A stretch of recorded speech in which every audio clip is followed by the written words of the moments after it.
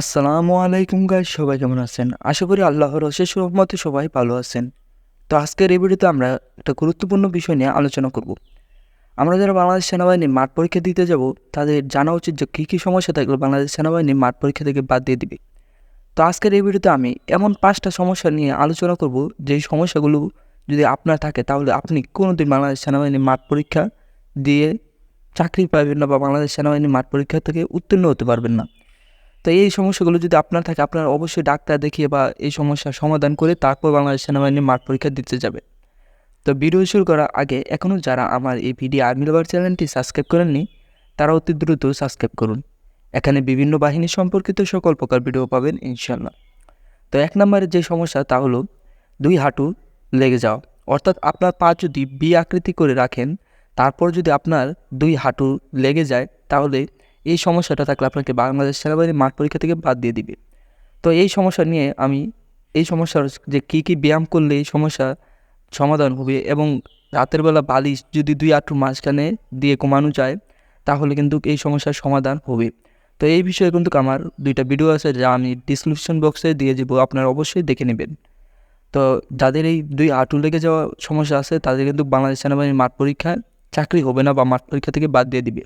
তো এখানে আরেকটা বিষয় উল্লেখিত যে আপনার হাঁটু যে শুধু ফাঁক হতে হবে তাই না, একটু বেশি ফাঁক হলে কিন্তু অসুবিধা বা বাদ দিয়ে দেয়।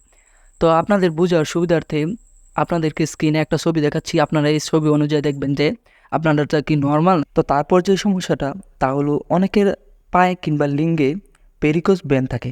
আসলে ভেরিকোজ ভেনটা কি?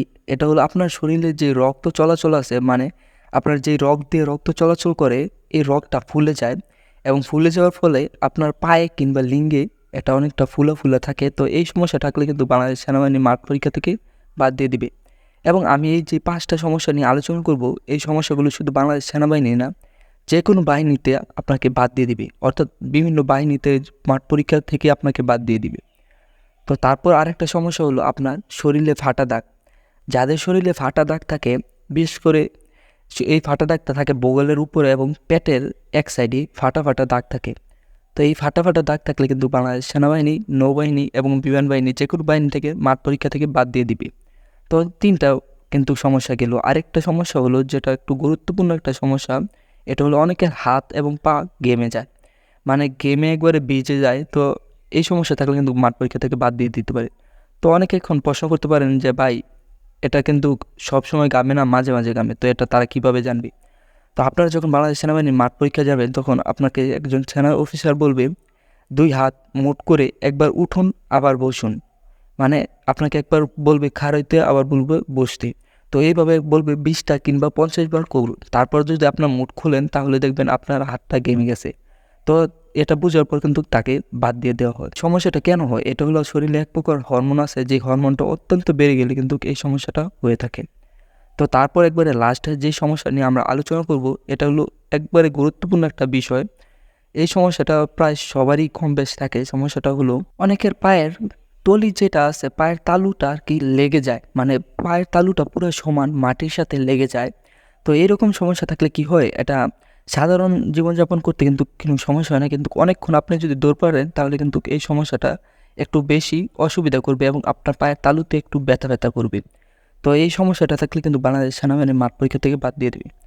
তো এই ছিল আজকের ভিডিও। আশা করি আপনার বিষয়গুলো বুঝতে পারছেন যে কী সমস্যা থাকলে একবার বাদ দিয়ে দিবে। আপনারা টাকা দিয়ে বলেন, যেভাবে বলেন, এই সমস্যাগুলো থাকলে কিন্তু আপনাকে মাঠ পরীক্ষা থেকে বাদ দিবেই। তো এই সমস্যাগুলো যদি আপনার থাকে, অবশ্যই এই সমস্যার সমাধান বা সুস্থ হয়ে তারপর যাবেন ডাক্তারের পরামর্শ নিয়ে। তো আজকের ভিডিও এতটুকুই। আশা করি সবার ভালো লাগছে। ভালো লাগলে অবশ্যই একটা লাইক দিয়ে দেবেন এবং পরবর্তীতে কী সম্পর্কে ভিডিও চান তা কিন্তু কমেন্টের মাধ্যমে জানাবেন।